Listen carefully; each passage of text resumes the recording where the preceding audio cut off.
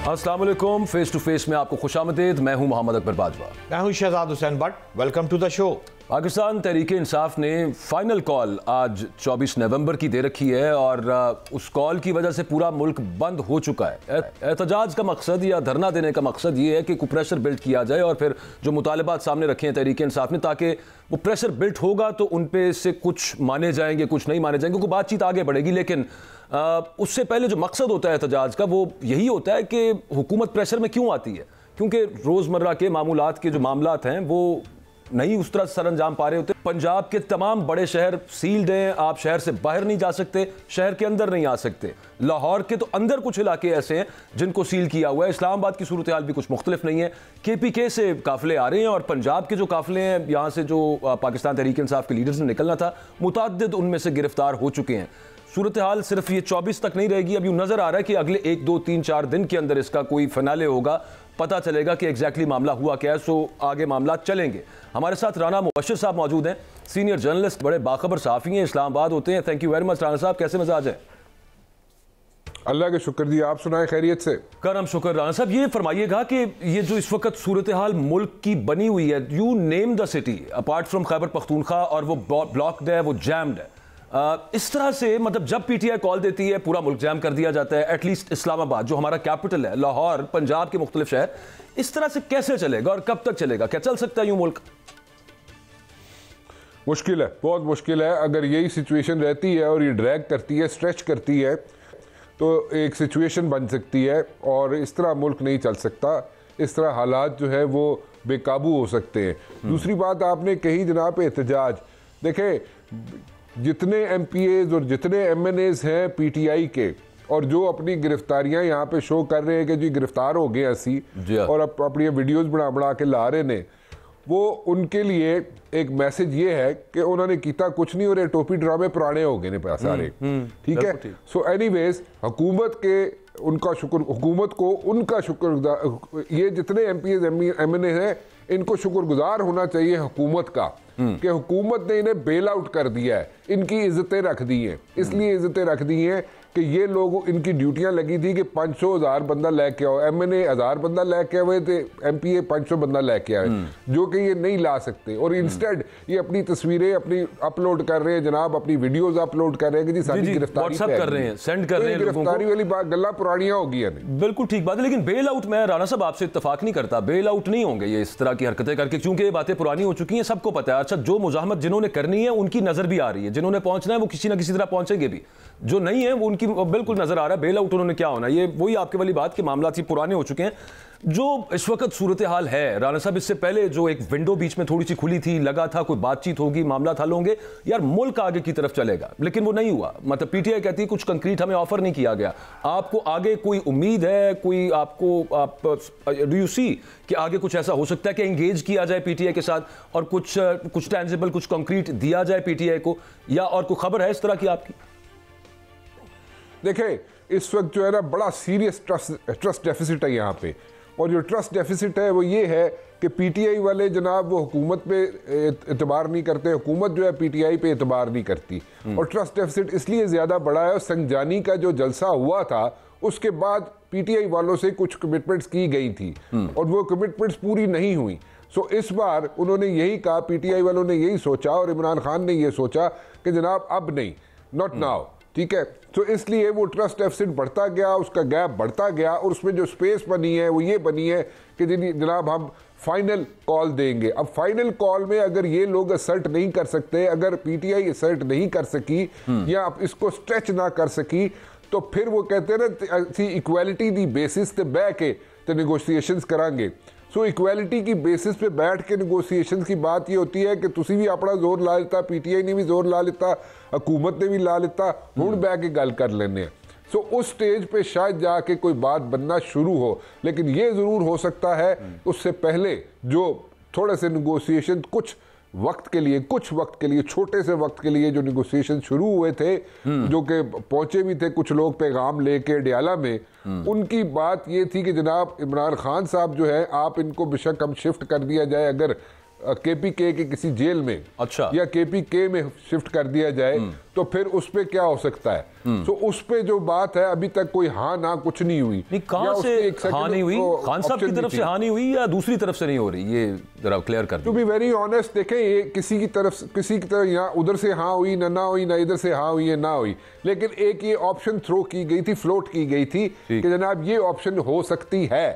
अब ये option practically possible है नहीं है, that is up to the legal team जो बैठी हुई है इमरान खान की या दूसरी तरफ से जो हुकूमत की बैठी है, that is up to them to see. लेकिन अभी सिचुएशन ये भी हो सकती थी जो कि मेरे नहीं हुई, जो नहीं हुई वो ये थी कि जमान पार्क में शिफ्ट कर दिया जाए या बनीगाला में शिफ्ट कर दिया जाए, वो भी नहीं, उस पे भी कोई, वो तो मशरूत है ना राना साहब इस चीज से कि फिर आप खामोश भी रहेंगे साथ, या नजरबंदी है अगर वो?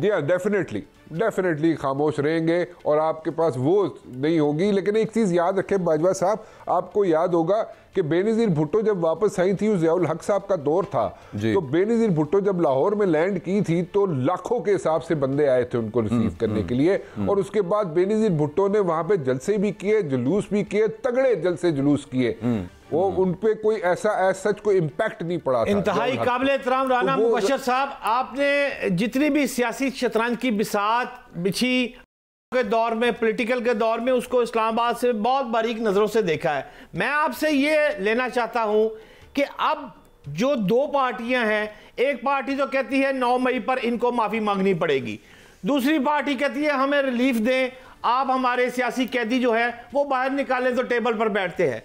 हजूर, आपको मुफाहमत होती कैसे नजर आती है, या आप समझते हैं मुफाहमत इम्पॉसिबल? Your take sir. नहीं, ये नहीं हो सकता, कोई चीज इम्पॉसिबल नहीं होती है, लेकिन इनिशिएटिव जो है वो तो गवर्नमेंट ने लेना ना जी। जो बंदे अंदर पड़े हुए हैं, जेलों में पड़े हुए हैं, जिनके ऊपर सीरियस चार्जेस नहीं है, तो उनको रिहा कर दें। अगर कोई अपना जेस्चर शो करेगी हुकूमत, तो क्यों नहीं बैठेगा इमरान खान? इमरान खान अगर बैठेगा या पीटीआई वाले बैठेंगे, नहीं बैठेंगे, उस वक्त नहीं बैठेंगे जब उनके बंदे भी रिलीज कर दिए जाएं।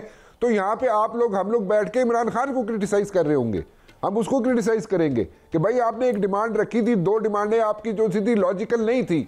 2 डिमांडें आपकी ये थी जनाब के 26वीं अमेंडमेंट जो अनडू करें, या हमारा चोरी शुदा मैंडेट जो है उसको वापस करें। वो तो 24 से पहले लॉजिकली पॉसिबल नहीं है ना कि वो सब चीजें हो जाए। 24 यानी कि आज से पहले पॉसिबल नहीं था वो चीज। चले आपके बंदे छोड़ दिए, अब आप बैठे, वो बैठने के लिए तैयार वैसे भी हैं और बैठ जाएंगे। हाँ, ये है कि जनाब हुकूमत जी है, हुकूमत दे जो डेलीगेशन आएगा वो केड़ा ऐसा बंदा है जो वाकई मैटर करता है। सो वो देखना होगा पीटीआई वालों को, और अगर ऐसा बैठा हो कोई बंदा बीच में तो डेफिनेटली मुज़ाकरात करेंगे। मतलब आप आसान ज़बान में कह रहे हैं कि टेबल पर बैठकर बातचीत की जाए और इमरान खान को रिलीज कर दिया जाए, और अगर इमरान खान को रिलीज कर दिया जाए तो क्या ये मुनासिब है और ये मुमकिन है? मैं ये नहीं कह रहा, देखिए मैं ये कह रहा हूं कि हुकूमत के एंड से कोई ना कोई जेस्चर, पॉजिटिव जेस्चर शो करना पड़ेगा, और इनिशियल स्टेज पे अगर कोई बंदे छोड़ दिए जाते हैं पीटीआई के जो जेलों में बंद हैं और अननेसेसरी बंद हैं, तो ये एक जेस्चर होगा और उस पर ये बैठ जाएगा इमरान खान उस पर उनसे बात करने के लिए। और उसके अंदर, उस टीम के अंदर जो हुकूमत की तरफ से जो टीम निगोशिएशन के लिए बैठेगी, उसके अंदर कोई बंदा ऐसा हो जो कि मैटर करता है, जिसके वाकई इख्तियारात हो, तो फिर क्यों नहीं बैठेगा इमरान खान? इमरान खान अगर नहीं बैठेगा उस वक्त, तो हम लोग क्रिटिसाइज करना शुरू हो जाएंगे इमरान खान को, हुकूमत की। बिल्कुल ठीक है, बिकॉज़ देयर पार पूरी होगी। उनकी जिम्मेदारी है कि मतलब एक स्टेप पहले वो आगे आए, फिर उसके बाद देखें कि पीटीआई कितना आगे आती है या कितनी स्ट्रिंजेंट रहती है। बिल्कुल ठीक। एक चीज राणा साहब, आपने बहुत सारे इंटरव्यूज किए, आपने थोड़ी देर पहले बात की जनरल ज़ियाउल हक की कि बेनज़ीर भुट्टो यहाँ पे आ गई, फिर उसके बाद वो उस तरह से हटा नहीं सकी। वो it was a long process, एक तारीख है, उससे तो कौन इनकार कर सकता है।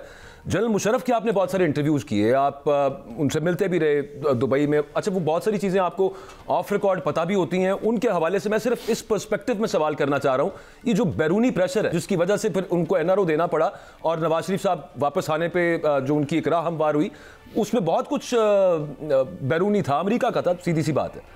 तो उसके हवाले से, उसको अगर उस सिचुएशन को कंपेयर करें आज की सिचुएशन के साथ, where do you put it, ये जो अमेरिका और बरतानिया और बाकी सारी मामला चल रहे हैं? देखिए बाजवा साहब, एक चीज तो क्लियर है, ठीक है, यहाँ पे कुछ डिप्लोमेट्स ऐसे जरूर हैं, गिने चुने हैं, लेकिन वो डिप्लोमेट्स हैं जो मैटर करते हैं, उन मुमालिक से ताल्लुक है उनका जो मैटर करते हैं। उन डिप्लोमेट्स ने गाहे बगाहे ये चीज जरूर कही है कि इसको रिलीज दिया, इसको इसको थोड़ा सा हाथ हल्का किया जाए इस पे, let me put it this way. So the exact word would be कि इमरान खान पे हाथ थोड़ा सा हल्का किया जाए। ये जरूर कन्वे कर चुके हैं लोगों, ये हुकूमत को, वो डिप्लोमेट्स, लेकिन उस पर अभी तक कुछ अमल दरामद नहीं हुआ। ठीक है, अब बात यह है कि बाकी रहेगी बात जिस चीज को आप रेफर कर रहे हैं, प्रोबेबली आप रेफर कर रहे हैं ट्रंप एडमिनिस्ट्रेशन जब ऑफिस में आती है या ऑफिस में टेक ओवर करती है तो उस वक्त क्या करेगी। देखें, पीपल टू पीपल बिल्कुल कांटेक्ट होते हैं मुल्कों के, एडमिनिस्ट्रेशन टू एडमिनिस्ट्रेशन भी कांटेक्ट होते हैं, और पर्सनल लेवल पे बहुत ज्यादा इंपॉर्टेंट होती है सारी चीजें। पर्सनल लेवल पे अगर देखा जाए तो यस, ट्रंप की जनाब यहाँ पे इंक्लिनेशन है towards Imran Khan, but then again क्या हम लोग यानी कि पाकिस्तान इतना मैटर करता है, ठीक है, अमेरिका के लिए इस वक्त एट दिस पर्टिकुलर स्टेज कि वो इमरान खान के लिए जनाब स्टैंड ले? अगर नहीं मैटर करता और पॉलिटिकल सिचुएशन भी नहीं मैटर करती, अमेरिका के इंटरेस्ट में नहीं है, तो मेरा ख्याल है फिर रिलक्टेंट होगा अमेरिका। साहब इसमें ना इसको जरा फ्लिप करेगा, इसको थोड़ा सा एक फ्लिप साइड भी इसकी देख लेते हैं, उल्टा के भी इसको देखते हैं। क्या पाकिस्तान के लिए अमेरिका मैटर करता है और या फिर नहीं करता कि अमेरिका जो मर्जी कहते रहे पाकिस्तान के, हमने नहीं कुछ करना? नहीं, अमेरिका पाकिस्तान के लिए जरूर मैटर करता है। देखें, जितनी लैंडिंग एजेंसीज हैं, डोनर एजेंसीज हैं, उन सब की स्ट्रिंग्स जो है वहीं से खींची जाती है, वहीं से ऑपरेट होती हैं अमेरिका से। और हमारे जितने लेंडर्स हैं, जितने डोनर्स हैं जो हमें पैसा देते हैं हमारा मुल्क चलाने के लिए, उनकी सारी जो जनाब वहां से जनाब तारे वहीं से हिलाई जाती हैं। सो हमारे लिए तो जरूर मैटर करता है, ठीक है, इसको कोई माने या ना माने, बिल्कुल मैटर करता है। और हम अगर ये कहा जाए कि ऐसे सारे फैसले आप खुद कर लेंगे और वहां से वो डोनर एजेंसीज बेशक अपना हाथ उठा ले या लैंडिंग एजेंसीज अपना हाथ उठा ले हमारे से, तो फिर भी हम लोग चले जाएंगे। नहीं, हमारे घर में जब तक सत्तू नहीं होंगे, हमारे घर में जब तक दाने नहीं होंगे साढ़े अपने, उस वक्त तक हम लोग डिपेंडेंट होंगे फॉरेन प्रेशर पे, और उस प्रेशर पे जो सोल सुपर पावर है और जो यहाँ पे हमें पैसा देती है इन वन वे और दी अदर, चाहे वो IMF की सूरत में हो, चाहे वो किसी और, बिल्कुल ठीक है, हम खुद ही इन ऑर्डर कर लें घर को, बाहर से ना ही आए प्रेशर, बाहर से ना ही आए प्रेशर।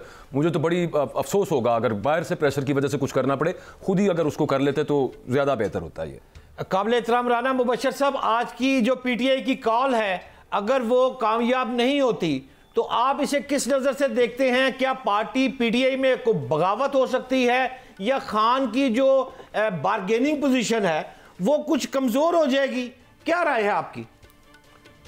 जी बिल्कुल ठीक कह रहे हैं, बड़ा अच्छी बात की आपने। देखें, इस वक्त यही देखा जा रहा है कि वो जोर कितना लगा सकते हैं, PTI कितना जोर लगा सकती है, but at the very same time ये भी जरूर देखें कि जिस तरीके से कॉर्डन ऑफ किया गया है, जिस तरीके से मुल्क बंद किया गया हुआ है, और उसके बावजूद अगर पॉकेट्स में यहाँ पे एहतजाज हो रहे हैं, तो दैट मीन्स कि जो उनका पर्पस था PTI का वो सर्व हो गया, उनके जो ऑब्जेक्टिव थे अचीव हो गए। ठीक है, सो यही होता है ना ऑब्जेक्टिव, यही पर्पस होता है पॉलिटिकल पार्टीज का या उनके एहतजाज का कि सारी चीजें स्टैंड स्टिल पे चली जाए, तो वो पर्पस तो अचीव हो गया। अगर दूसरे एंड से देखा जाए कि वो कितना जोर लगा सकते हैं, इसको कितना स्ट्रेच कर सकते हैं, अंदरूनी इख्तलाफात यस है, PTI के अंदर है, उसको डिनाई नहीं किया जा सकता, बल्कि हर पॉलिटिकल पार्टी के अंदर होते हैं अंदरूनी इख्तलाफात, लेकिन यहाँ पे कुछ ज्यादा होते हैं PTI के अंदर, यहाँ पे लड़ाई झगड़ा ज्यादा होता है, यहाँ पे डंडा सोटा ज्यादा चढ़ता है और उसको जरा और तरीके से यहाँ पे पोर्ट्रे भी किया जाता है। खैर वो चल रहा है, इसमें कोई आर्गूमेंट नहीं है, इसमें कोई बहस नहीं है, यस है, सब कुछ यहाँ पे चल रहा है PTI के अंदर, इख्तलाफात भी है। अब मसला ये है कि अगर आप इसी तरह लड़ते झगड़ते रहेंगे PTI वाले खुद मिल के बैठ के, और वो लीडर बैठा हुआ जेल में, तो PTI डैमेज होगी, बिल्कुल होगी, उसमें जनाब कोई दो राय नहीं है। और अगर इसी तरह बैठ के आप तमाशा बनाते रहेंगे PTI वाले अपना, तो बिल्कुल वो इम्पैक्ट होगा और वो नेगेटिव इम्पैक्ट होगा, और उसको अगर जितनी जल्दी ये आप उसको इस डैमेज को कंट्रोल कर लें बेहतर है। नहीं कर सकेंगे तो ultimately it's going to be a situation for PTI।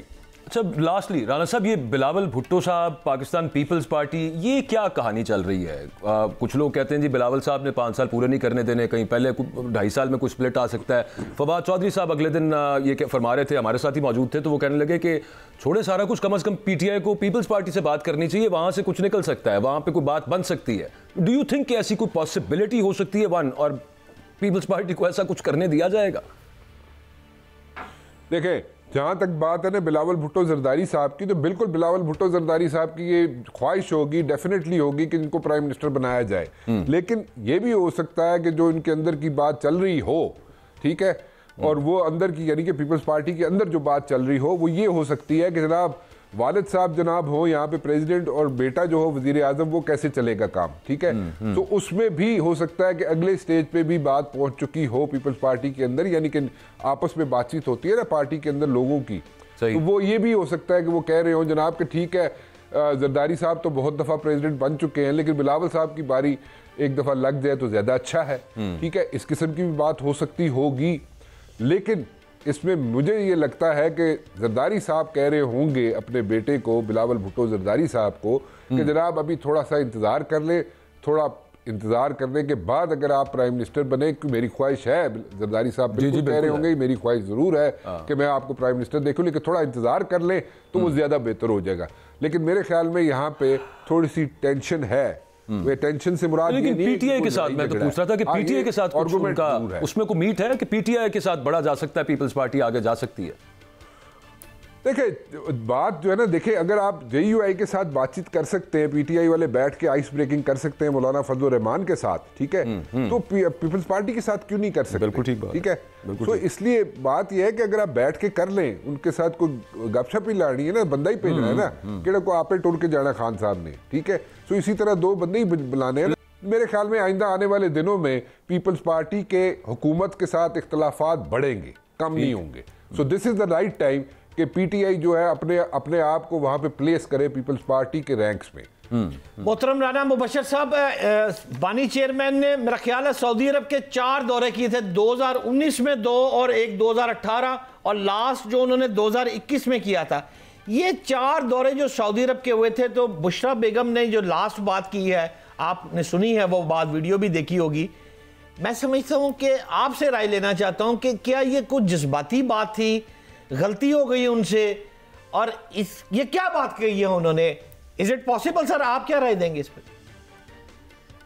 देखिए मैं इसको I will put it in a different way. Basically अगर देखा जाए, आप एक चीज जरा बिल्कुल जहन में रखें, और इसमें कोई ifs and buts and pros and cons नहीं है, बिल्कुल स्ट्रेट बात है। वो ये है कि सऊदी अरेबिया जो है आप कहें ना कहें, माने ना माने, लेकिन Saudi Arabia has always stood by for Pakistan. Pakistan के लिए हमेशा खड़ा रहा है। आप जितने एमओयूज हुए हैं पिछले जनाब आप देख लें 1 साल के अंदर अंदर, और जितने दौरे पिछले 2-3 हफ्तों में हुए हैं जनाब सऊदी अरेबिया में, चाहे वो चीफ ऑफ आर्मी स्टाफ हो, चाहे वो प्राइम मिनिस्टर हो आपके शहबाज शरीफ साहब, जितनी दफ़ा जाके मिले हैं वो सिर्फ और सिर्फ एक चीज़ पे फोकस और कॉन्सेंट्रेट कर रहे हैं कि जो एमओयूज है जो साइन हुए हुए सऊदी अरेबिया के साथ, वो एग्रीमेंट्स में तब्दील हो जाएं।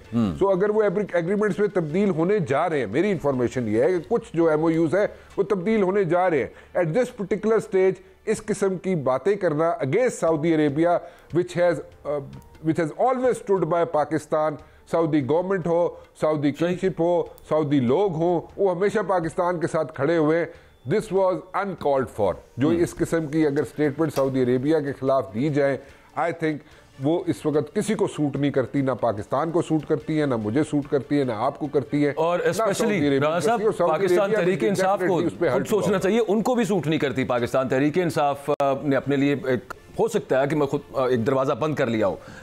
Nonetheless thank you very much Rana साहब, आपके कीमती वक्त का एक छोटी सी ब्रेक लेनी है, वापस आएंगे, हमारे साथ रहें।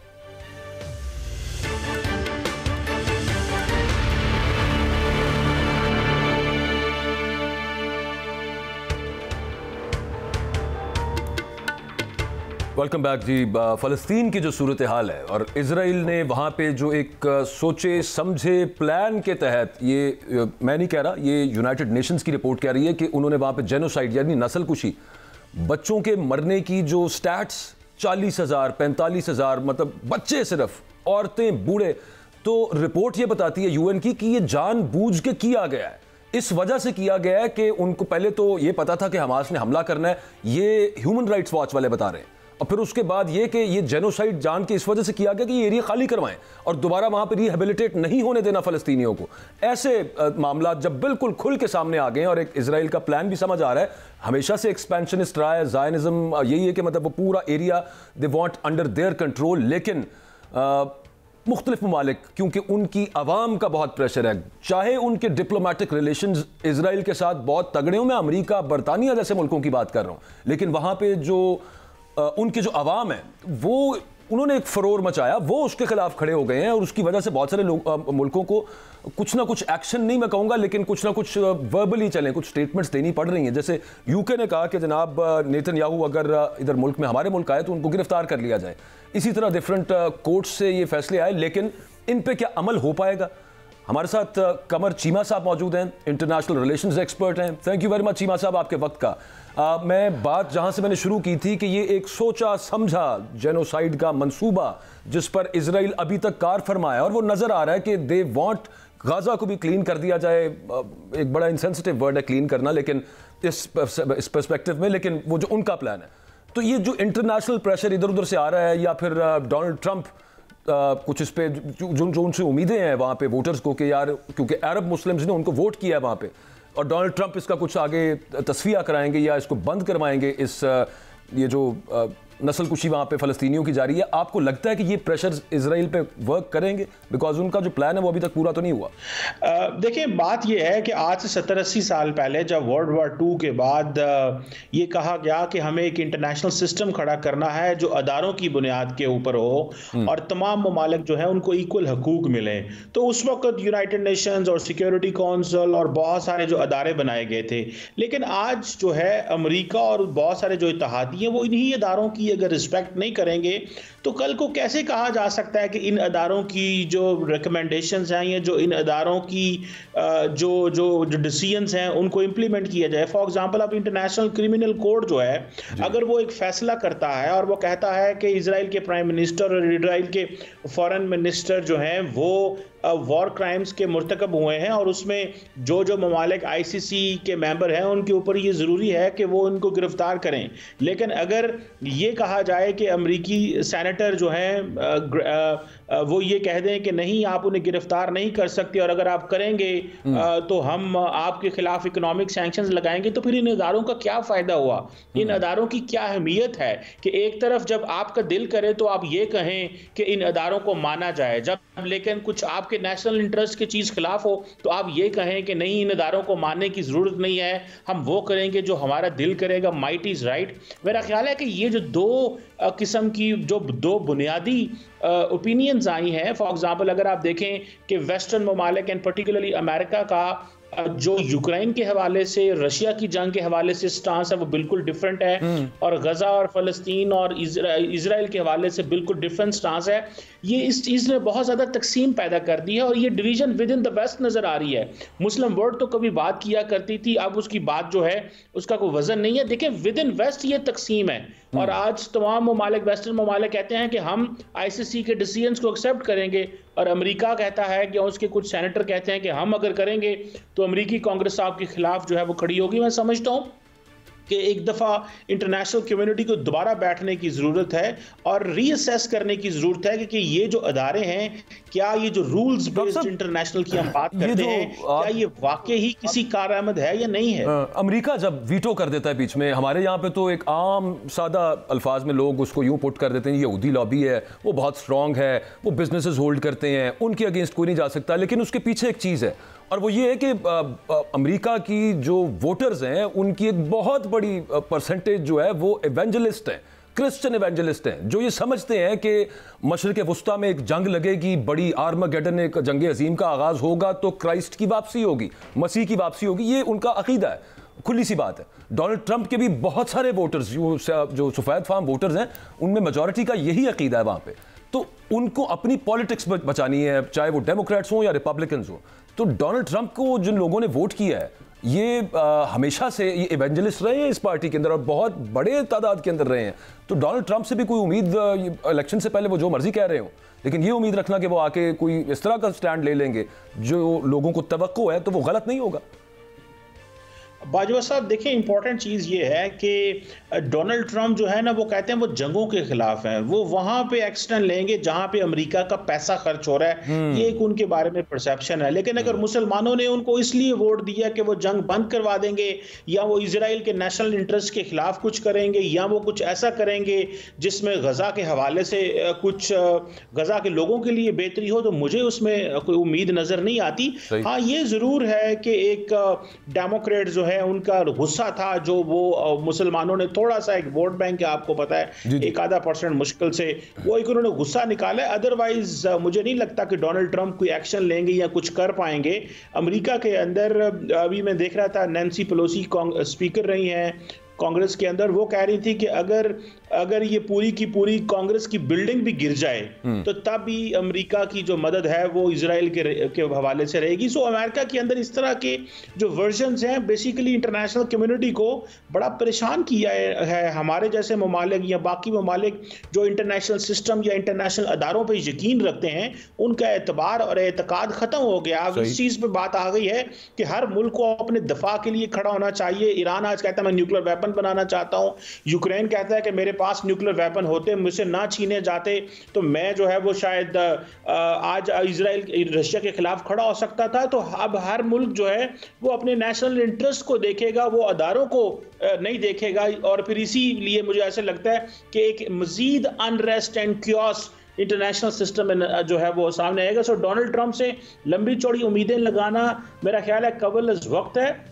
लेकिन देखना यह है कि डोनाल्ड ट्रंप, क्योंकि रिसेंटली अभी तक जो इंफॉर्मेशन आई थी कि 18-20 अरब डॉलर जो अमेरिकन दे चुके हैं इजराइल को, एक ब्राउन यूनिवर्सिटी की रिसर्च के मुताबिक, शायद वो उनको पैसे लगाने से थोड़ा मसला होता है। अदरवाइज वो डिप्लोमेटिक एंड पॉलिटिकल सपोर्ट तो किसी तरह भी विड्रॉ नहीं करेंगे। इंतहाई काबिल एहतराम चीमा साहब, मैं आपसे ये पूछना चाहता हूँ कि आपकी आलमी अमूर पर बड़ी गिरफ्त है। एक वॉर थी अफगानिस्तान, उस वक्त अमेरिका हमारे साथ बहुत बड़ा इत्तेहादी था, और ये मानना पड़ेगा मेरा ख्याल है कि अमेरिका ने पाकिस्तान में बहुत सारे प्रोजेक्ट पे बहुत सारा पैसा भी इन्वेस्ट किया है। लेकिन सवाल मैं आपसे ये पूछना चाहता हूं कि ट्रंप क़यादत के आने के बाद क्या कैदी नंबर 804 के हवाले से कुछ फरमाना पसंद करेंगे? क्या देखते हैं आप इस? देखिए, मुझे इस सवाल का जवाब चाहिए कि अगर कैदी नंबर 804 रिहा हो जाते हैं, वो डोनाल्ड ट्रंप को क्या दे सकते हैं? क्वेश्चन यह है कि जब वो हुकूमत से उतरे थे तो उन्होंने अमेरिका की फॉरेन पॉलिसी और अमेरिका को पूरी दुनिया में एक बदनाम किया था कि उसने मेरी हुकूमत गिरा दी है। तो क्या इमरान खान साहब, कैदी नंबर 804 साहब कुछ रिटर्न में डोनाल्ड ट्रंप को देख सकते हैं? क्योंकि डोनाल्ड ट्रंप के बारे में कहा जाता है कि ही बिलीव्स इन ट्रांजैक्शनलिज्म। आप क्या देंगे, मुझसे क्या लेंगे और मुझे देंगे क्या? सो मेरा नहीं ख्याल कैदी नंबर 804 या पाकिस्तान इस वक्त इवन खित्ते के हवाले से, पर्सनली तो छोड़े, खित्ते के हवाले से भी हम कुछ उनको दे सकते हैं, क्योंकि अमेरिका के इस वक्त कोई सिक्योरिटी कंसर्न्स नहीं है इस खित्ते के अंदर। ये 4 साल तो ताल्लुकात बड़े डाउनग्रेड रहे हैं। क्यों? अमेरिका हमेशा इस बारे में बड़ा सेंसिटिव रहा है कि ये कोशिश होती है कि गुडविल एक डेवलप रखी जाए पाकिस्तान के साथ। तो ये इस तरह का जो एक्शन है उसके नतीजे में एक पीपल टू पीपल एक गुडविल डेवलप होने का चांस तो है। ये हो सकता है अमेरिका को एक फायदा। देखिए, गुडविल जो है उसके और बहुत सारे तरीके हैं। अमेरिका का उसके लिए यूएस एड है और बहुत सारे प्रोजेक्ट्स हैं। अमेरिका ने पाकिस्तान की सारी अशराफिया पे बड़ी इन्वेस्टमेंट की है, ब्यूरोक्रेसी के ऊपर, सिविल ब्यूरोक्रेसी, पॉलिटिशियंस के ऊपर उनकी सॉफ्ट पावर के टूल्स बहुत ज़्यादा हैं। क्वेश्चन ये है कि ये जो अमेरिका के हवाले से जो स्टेटमेंट है, क्योंकि कैदी नंबर 804 भी तो अपने ही इंटरेस्ट को देखते हैं, जब उनका दिल करता है वो तो अपनी जिस एस्टैब्लिशमेंट जो उनको लेके आई थी वो उनके खिलाफ हो गए थे, तो वो तो अपने इंटरेस्ट को वॉच करेंगे। मुझे नहीं लगता कि कैदी नंबर 804 की रिहाई के बाद कोई अमेरिका का कोई इसमें उसके बारे में कोई ओपिनियन अवाम के अंदर चेंज होगी। मुझे सिर्फ इतना लगता है कि कैदी नंबर 804 दे क्या सकता है अमेरिका को? कुछ भी नहीं दे सकता है। कैदी को छोड़े, आप पाकिस्तान कुछ नहीं दे सकता है इस वक्त, क्योंकि उनको हमारी जरूरत ही नहीं है। हमारा रिलेशन सारे का सारा सिक्योरिटी के ऊपर डिपेंड है। चीमा साहब, आप अमेरिका के और इसराइल के तल्लुकात फ्यूचर में कोई आप खराब होते देख रहे हैं?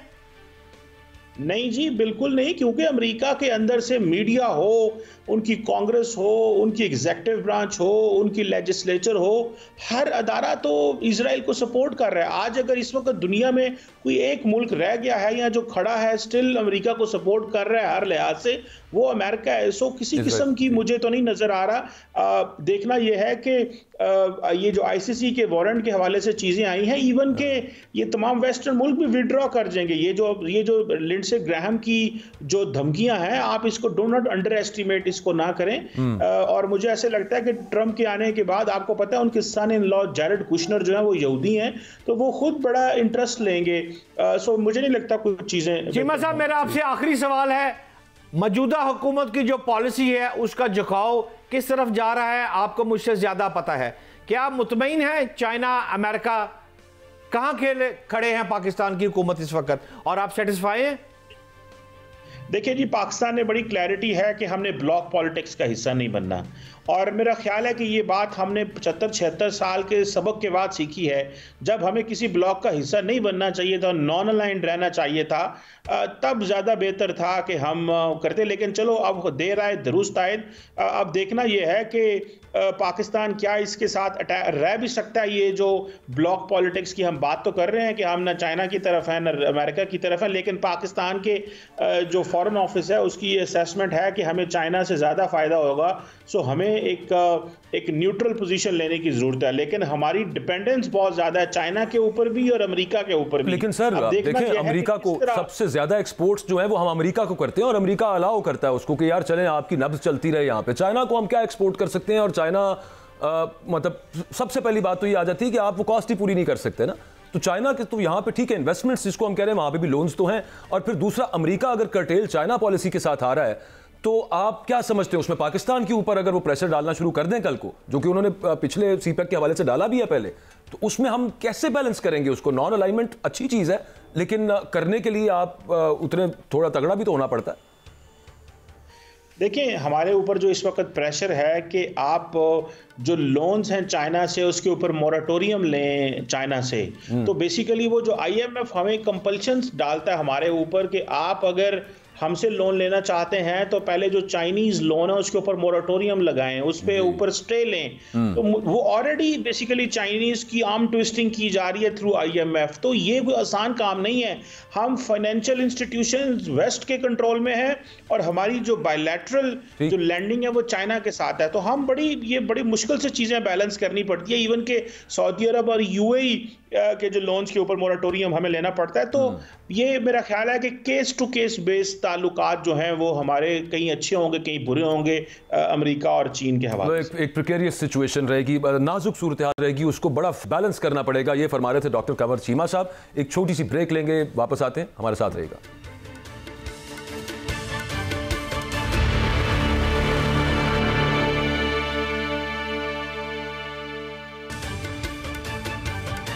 वेलकम बैक जी। नवजोत सिंह सिद्धू साहब को मेरा ख्याल है पाकिस्तान में सभी जानते हैं। एक तो वजह ये कि क्रिकेटर रहे, फिर दूसरा कई सारे शो वगैरह होस्ट करते हैं, तो काफ़ी सारे लोगों को पता है। रिसेंटली एक उनकी वीडियो बट साहब, वो आपने देखा होगा सोशल मीडिया पे बड़ी वायरल है, लोग व्हाट्सएप वगैरह में भी सेंड कर रहे हैं। उनकी वाइफ को 4th स्टेज का कैंसर था, जिसमें मतलब chances are almost equal to 0। और जो उन्होंने बताया कि मतलब वो एक मौजाना सा मामला लगता है। और सिद्धू वैसे भी पाकिस्तानी कौम से बड़ा प्यार करता है, जब भी पाकिस्तान आता है तो वो वैसे भी हमारा रिलेशन उसके साथ बहुत अच्छा है। हाँ, नहीं वो तो अल्लाह पाक सेहत दे उसकी बीवी को। हाँ नहीं, वो तो आमीन। लेकिन उसमें जो कुछ बातें उन्होंने बताई हैं उनके बारे में हम कुछ बात करना चाहते हैं कि क्या ये वाकई पॉसिबल है कि 4th स्टेज कैंसर से एक बिल्कुल क्लिनिकली बिल्कुल फिट बंदा करार दे दिया जाए, कैंसर फ्री करार दे दिया जाए। हमारे साथ डॉक्टर फैसल साहब मौजूद हैं, नेचुरोपैथ हैं। नेचुरली किस तरह से बॉडी को आप हील कर सकते हैं, तो डॉक्टर साहब से पूछते हैं कि आपने वीडियो देखी? सबसे फर्स्ट ऑफ ऑल तो खुशामदीद सर आपको शो पे। आपने वो उनका वो जो प्रेस कॉन्फ्रेंस है वो देखी है आपने? जी हाँ, बिल्कुल मैंने देखी है सिद्धू साहब, और इसके ऊपर आज बड़ी डिबेट हो रही है। अच्छा, वो उसमें जो डॉक्टर साहब जो बातें वो बता रहे हैं कि दीज आर द फूड्स, और उसकी वजह से आपकी बॉडी कैंसर फ्री हो सकती है। तो हमारे यहाँ वैसे तो कैंसर का इलाज बड़ा पेनफुल भी है, बड़ा लंबा भी है, लेकिन जिस तरह की वो बातें हैं वो एक तो मौजूदाना लगती हैं। यकीनी तौर पे वो गलत बयानी तो नहीं कर रहे होंगे, लेकिन ये जो उन्होंने चीदा जो चीज़ें बताई हैं कि ये आप अपनी डाइट में ऐड करें तो you can be cancer free, आप उनके बारे में क्या कहेंगे और आपकी अपनी उस पर राय क्या है और कुछ आप ऐड करना चाहें उसमें? जी देखिए, इसमें हम ये नहीं कह सकते कि बात गलत है या ऑब्वियसली रिनाउंड फेस, ऐसी बात नहीं कर सकते जो मुआशरे में गलत बयानी पैदा करे। और दूसरी बात तो ये है कि ऑल्सो नेचुरोपैथ, तो मेरा ये ख्याल है कि नेचुरोपैथी से या अल्लाह की दी हुई चीज़ों से वो हासिल कर सकते हैं जो क्लेम किए जाते हैं। ठीक है, ठीक है। तो उसमें जितनी भी मैंने चीज़ें बताई हैं, लेमन है, नीम है, कोकोनट है, तो सब चीज़ों से होता क्या है मोहतरम, कि हमारी बॉडी को जितने भी ये प्रॉब्लम्स होते हैं ये एसिडिटी की वजह से होते हैं। जब बॉडी हाइपर एसिडिक होती है तो फिर ये प्रॉब्लम सर उठाना शुरू कर देते हैं, ये सारे मूजी अमराज। सही। तो ये वो हर्ब्स हैं या वो चीज़ें हैं या वो डाइट का हिस्सा है जो हमारी बॉडी को टूवर्ड्स अल्कलाइन लेके जाती हैं। और अल्कलाइन कंडीशंस में जितने भी ये जरासीम होते हैं, जितने भी ये टॉक्सिक चीज़ें होती हैं, ये मरना शुरू हो जाती है। ये डॉक्टर साहब तेजाबियत की आप बात कर रहे हैं, मैं अब जैसे आपने लीमू का कहा, जैसे उनका भी कहना था ये, अब लीमू के अंदर तो वैसे ही सिट्रिक एसिड होता है, या फिर एप्पल साइडर विनेगर है, तो वो विनेगर जो है यानी सिरका जो है सेब का, वो भी एसिडिक है, ये कुछ? जी बिल्कुल ऐसी है, लेकिन लेमन जूस बॉडी में जाके जो वो रिएक्ट करता है तो वो अल्कलाइन फॉर्म में चला जाता है और उसके बाद फिर वो आपको फायदा पहुंच जाता है। अच्छा। वैसे तो जितनी भी आप देख लीजिए कि सिट्रस चीजें हैं वो सारी की सारी एसिडिक हैं, लेकिन उन सब के फायदे बेपना है। तो बॉडी में जाने के बाद फिर जो उसकी केमिस्ट्री चेंज होता है और वो सारा बॉडी में हिस्सा बनता है, तो उसकी वजह से फिर वो वहाँ पे आपको फायदा पहुंचाता है। तो ये एसिडिक वो वाली एसिडिटी की हम बात कर रहे हैं जो मैदे में होती है।